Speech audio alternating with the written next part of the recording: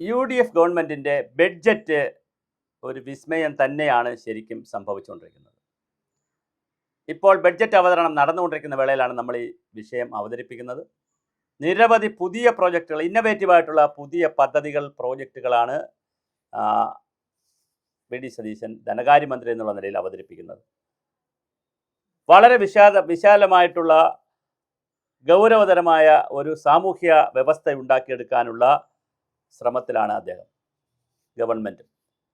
ഇതിൻ്റെ നട്ഷൽ എന്ന് പറയുന്നത് പാരിസ്ഥിതിക സൗഹൃദമായ വ്യാവസായിക അടിസ്ഥാനത്തിലുള്ള ഒരു നോളജ് കേരള ഉണ്ടാക്കുക എന്നുള്ളതാണ് ഒരു വശം. രണ്ടാമത്തെ വശമെന്ന് പറയുന്നത് വളരെ കൃത്യമായ കരുതലും കാരുണ്യവും ഒരു രണ്ടാമത്തെ ഭാഗം.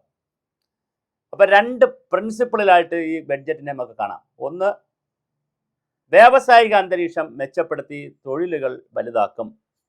അതുകൊണ്ട് തന്നെ MSME സംവിധാനങ്ങൾ, മീഡിയം സ്മാൾ സ്കെയിൽ എൻ്റർപ്രൈസസ് സംവിധാനങ്ങൾ, ചെറുകിട സൂക്ഷ്മ സംരംഭങ്ങളെക്കുറിച്ചുള്ള സംവിധാനങ്ങൾ, അത് 10,000 തുടങ്ങുമെന്ന് പറയുന്നു. മാരിടൈം ബിസിനസ് തുടങ്ങുമെന്ന് പറയുന്നു. കപ്പൽ നിർമ്മാണശാല കേരളത്തിൽ ആരംഭിക്കുമെന്ന് പറയുന്നു. വിമാനങ്ങളെ ബന്ധിപ്പിച്ചിട്ടുള്ള ലോജിസ്റ്റിക് സെൻ്ററുകൾ ആരംഭിക്കുമെന്ന് പറയുന്നു. അങ്ങനെ വ്യാവസായിക രംഗത്ത് വലിയ ഒരു കുതിച്ചുചാട്ടത്തെക്കുറിച്ച് ഗവൺമെൻറ് ചിന്തിക്കുന്നു. അതാണ് ബഡ്ജറ്റിൻ്റെ ഒരു ഭാഗം. യുവാക്കൾക്ക് കൂടുതൽ തൊഴിൽ കൊടുക്കുന്നതിനുള്ള സംവിധാനങ്ങൾ ഏർപ്പെടുത്തുമെന്നുള്ളത് രണ്ടാമത്തെ ഭാഗം.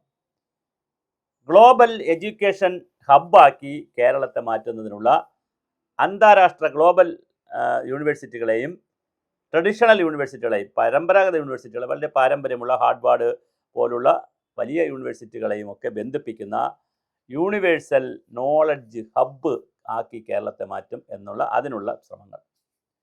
മിഷൻ സമുദ്ര എന്ന പേരിലുള്ള സമുദ്രവുമായി ബന്ധപ്പെടുത്തിയിട്ടുള്ള, സമുദ്ര തീരങ്ങളുമായി ബന്ധപ്പെടുത്തിയിട്ടുള്ള ബഹുമുഖ പരിപാടികൾ. മിഷൻ സമുദ്ര. ബ്ലൂ എക്കോണമി എന്ന കൺസെപ്റ്റിൽ കടലും കടൽ വിഭവങ്ങളെയും കടൽ തീരത്തെയും കപ്പൽ നിർമ്മാണശാലകളെയും ബന്ധിപ്പിക്കുന്ന പ്രത്യേക പദ്ധതി. വയോജനങ്ങൾക്ക് വേണ്ടിയിട്ടുള്ള ഗീവ് കെയർ പരിപാടികൾ, അത് കോഴ്സായിട്ട് തന്നെ നഴ്സിംഗ് കോളേജുകളിലും അതുപോലെ തന്നെ മറ്റ് കോളേജുകളിലും ആരംഭിക്കുക.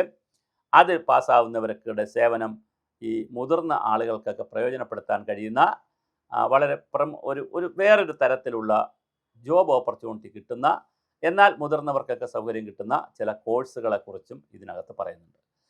അതുപോലെ തന്നെ ട്രൈബൽ യൂണിവേഴ്സിറ്റി, അതൊരു വലിയ ഒരു പുതിയ ആശയമാണ്, വളരെ പ്രധാനമായ ഒരു ആശയമാണ്. Tribal university and knowledge hub അല്ലെ നോളജ് സെൻറ്റർ വയനാട് രൂപീകരിക്കും എന്നുള്ള കാര്യം ഇതിനകത്ത് വളരെ കൃത്യമായി പറയുന്നു. അതുപോലെ തന്നെ മെഡിക്കൽ കോളേജും, തൃശ്ശൂർ മെഡിക്കൽ കോളേജും ഗവൺമെൻറ് എഞ്ചിനീയറിംഗ് കോളേജ് തിരുവനന്തപുരത്തിനെയും സെൻറ്റർ ഓഫ് എക്സലൻസ് എന്നുള്ള നിലയിൽ അതിൻ്റെ സൗകര്യങ്ങൾ വർദ്ധിപ്പിക്കുകയും പുതിയ കുട്ടികളെ, ഇവിടെ എഞ്ചിനീയറിംഗ് കോളേജിലെ കുട്ടികളെയും തൃശ്ശൂരിലേത് മെഡിക്കൽ കോളേജിലെ കുട്ടികളെയും ആകർഷിക്കുന്നതിനുള്ള പുതിയ പദ്ധതികൾ വിഭാവനം ചെയ്യുമെന്ന് വളരെ കൃത്യമായി വി.ഡി. സതീശൻ പറഞ്ഞു, ധനകാര്യമന്ത്രി പറഞ്ഞു. ഇത് പറഞ്ഞുകൊണ്ടിരിക്കുന്നേ ഉള്ളൂ, അവതരിപ്പിച്ച് പൂർണ്ണമായിട്ടില്ല. 1.5 മണിക്കൂർ എടുക്കുമായിരിക്കും ബഡ്ജറ്റ് അവതരിപ്പ്. അത് കഴിയുമ്പോൾ നമുക്ക് ഡോക്യുമെൻ്റ് കിട്ടും. അപ്പോൾ വിശദമായി നമുക്ക് ഇതിൻ്റെ ഇന്നും നാളെയുമായി നമുക്ക് വളരെ വിശദമായി ഇതിൻ്റെ കാര്യങ്ങൾ, ബഡ്ജറ്റിൻ്റെ കാര്യങ്ങൾ ചർച്ച ചെയ്യാൻ പറ്റും. പിന്നെ അതുപോലെ തന്നെ വളരെ കൃത്യമായിട്ടുള്ള മറ്റു ചില പാക്കേജുകളും പറയുന്നു. മുതിർന്നവരെ സംബന്ധിച്ചുള്ള അവരുടെ സേവനം പ്രയോജനപ്പെടുത്തുന്നതിനുള്ള ചില മിഷനുകളെക്കുറിച്ച് ചിന്തിക്കുന്നു. അതുപോലെ സയൻസ് പാർക്കിനെ കുറിച്ച് ചിന്തിക്കുന്നു. അതുപോലെ റിസർച്ച് പാർക്കുകളെക്കുറിച്ച് ചിന്തിക്കുന്നു മീൻസ് അതിൻ്റെ പരിപാടികൾ പറയുന്നു. ഇങ്ങനെ കേരളത്തെ ഇന്നവേറ്റീവായിട്ടുള്ള പുതിയ കാലഘട്ടത്തിനനുസൃതമായിട്ടുള്ള നിരവധി പദ്ധതികളാണ് ഇതിനകത്ത് വിഭാവനം ചെയ്ത് ഇപ്പോൾ പോയിക്കൊണ്ടിരിക്കുന്നത്. അതുപോലെ തന്നെ ഹാപ്പിനെസ് കൂട്ടുന്നതിനുള്ള പ്രവർത്തനങ്ങൾ, അങ്ങനെ ഇനിയിപ്പോൾ വരാനിരിക്കുന്നേ ഉള്ളൂ. ഉദ്യോഗസ്ഥർക്ക് എന്താണ്, മറ്റുള്ളവർക്ക് എന്താണ്, മറ്റ് കാര്യങ്ങൾ അങ്ങോട്ടും ഇങ്ങോട്ട് ചർച്ചയ്ക്ക് വന്നുകൊണ്ടിരിക്കുന്നേ ഉള്ളൂ. എന്തായാലും വളരെ മനോഹരമായിട്ടുള്ള ഒരു ബഡ്ജറ്റാണ് വന്നത്. സർക്കാർ ജീവനക്കാർക്ക് DA കുടിശ്ശിക ഭാഗികമായി നൽകാൻ സാധ്യതയുണ്ട്. പങ്കാളിത്ത പെൻഷൻ്റെ കാര്യം നമ്മൾ സൂചിപ്പിച്ചു. അതുപോലെ വ്യാവസായിക രംഗത്ത് ഉള്ള മുന്നേറ്റത്തെക്കുറിച്ച് നമ്മളിപ്പോൾ പറഞ്ഞു. മുഖ്യമന്ത്രി ചെയർമാനും വ്യവസായ മന്ത്രി കൺവീനറുമായിട്ടുള്ള ഒരു വ്യവസായത്തെ മുന്നോട്ട് കൊണ്ടുപോകുന്നുള്ള അഡ്വൈസറി കൗൺസിൽ ഉണ്ടാക്കുന്ന കാര്യം പറയുന്നുണ്ട്. എഡ്യൂക്കേഷൻ രംഗത്തിൽ അഡ്വൈസറി കൗൺസിലിൻ്റെ കാര്യം പറയുന്നുണ്ട്. അതുപോലെ തന്നെ സ്റ്റാർട്ടപ്പുകൾ കൂടുതൽ തുടങ്ങുന്നതിനുള്ള പ്രവർത്തനങ്ങൾ പറഞ്ഞു. പിന്നെ ഇപ്പോൾ തുടങ്ങിയിരിക്കുന്ന സ്റ്റാർട്ടപ്പുകൾക്കുള്ള പ്രശ്നങ്ങൾ പരിഹരിക്കുന്നതിനുള്ള നടപടികൾ പറയുന്നുണ്ട്. അതുപോലെ തന്നെ വിദ്യാർത്ഥികൾക്കും എല്ലാവർക്കും സ്കോളർഷിപ്പ് കൂടുതൽ കൊടുക്കുന്ന കാര്യങ്ങൾ പറയുന്നു. പിന്നെ ഇന്ധനത്തിൻ്റെ വില സെസ് ചിലപ്പോൾ കുറയ്ക്കാൻ സാധ്യതയുണ്ട്. PPP മാതൃകയിൽ ധാരാളം പദ്ധതികൾ പബ്ലിക് പ്രൈവറ്റ് പാർട്ടിസിപ്പേഷനോട് കൂടിയിട്ടുള്ള നിക്ഷേപ പരിപാടികൾ കൂട്ടുന്നു.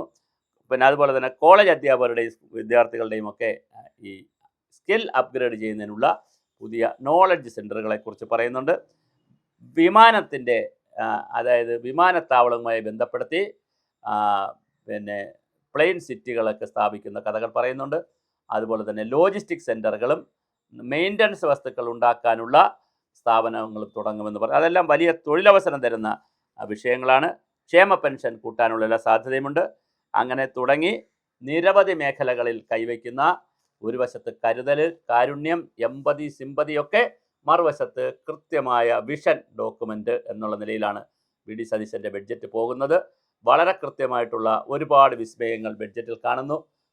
ശരിക്കും പറഞ്ഞാൽ ഭാവി കേരളത്തെ രൂപപ്പെടുത്തുന്നതിനുള്ള വിസ്മയങ്ങളാണ് കൂടുതലും കാണുന്നത്. ഇന്നിപ്പോൾ നാളെ രാവിലെ എല്ലാം കൂടി സദ്യ ഉണ്ണുന്ന കഥകളല്ല, കുറേ കൂടി വിശാലമായി ഒരു വലിയ കേരളത്തെ 20 വർഷം 30 വർഷത്തെ മുന്നിൽ കണ്ടുകൊണ്ടുള്ള വലിയ പരിപാടികളാണ് ഈ ബഡ്ജറ്റിൽ വിഭാവനം ചെയ്തിരിക്കുന്നത്. അതിനെല്ലാത്തിനും 2 കോടി രൂപ മുതൽ 1 കോടി രൂപ മുതൽ തുകയും വകമാറ്റിയിട്ടുണ്ട്. അപ്പോൾ തീർച്ചയായും ഇത് വളരെ ഗൗരവമായ ഒരു ബഡ്ജറ്റാണ്. ഭാവി കേരളത്തെ കാണുന്ന, അതാണ് പുതിയുഗ കേരളം എന്ന കൺസെപ്റ്റിൽ പറയുന്നത്. ധാരാളം പുതിയ പ്രോജക്റ്റുകൾ, ഒരു കാരണവശാലും കേരളം ചിന്തിക്കാത്ത പ്രോജക്റ്റുകളാണ് വന്നിരിക്കുന്നത്. മാരിടൈം നയം, അതായത് ഈ സമുദ്രവുമായി ബന്ധപ്പെട്ടുള്ള മാരിടൈം പോളിസി കൊണ്ടുവരുമെന്ന് പറയുന്നു.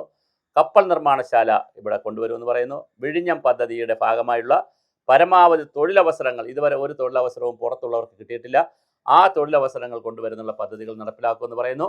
അങ്ങനെ പിന്നെ കപ്പലുമായി ബന്ധപ്പെടുത്തിയായാലും മാരിടൈം ആയാലും ബ്ലൂ എക്കോണമി ആയാലും സിൽവർ എക്കോണമി ആയാലും പ്ലെയിനുമായി എയർപോർട്ടുകളായി ബന്ധപ്പെട്ടിട്ടായാലും വിശാലമായ വ്യത്യസ്തമായ പല കാഴ്ചപ്പാടുകളും അടങ്ങുന്ന പുതിയ ബഡ്ജറ്റാണ് വി ഡി സതീശൻ അവതരിപ്പിച്ചു കൊണ്ടിരിക്കുന്നത്.